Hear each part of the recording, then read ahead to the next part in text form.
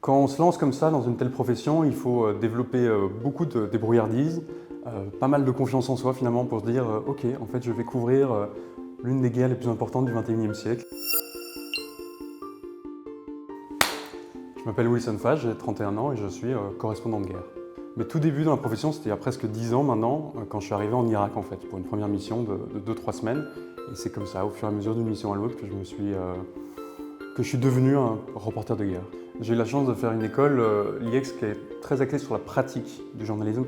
Donc on apprend à faire du montage vidéo, de la radio, à écrire.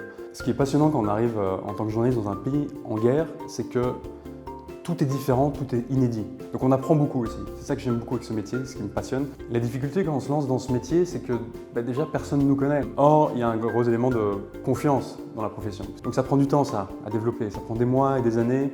Quand on est journaliste indépendant, on se prend constamment des portes en fait. Mais c'est pas grave, parce que on rebondit. Quand on se lance comme ça dans une telle profession, il faut développer beaucoup de débrouillardise, pas mal de confiance en soi finalement, et puis de l'endurance, de rester choqué. Quand on fait un travail qui nous passionne, on ne travaille jamais vraiment. En fait, c'est ça. Parce que ça demande une telle énergie de travailler en zone de guerre, une telle endurance, qu'en fait, s'il n'y a pas la passion, on ne fait pas ce métier-là. En fait.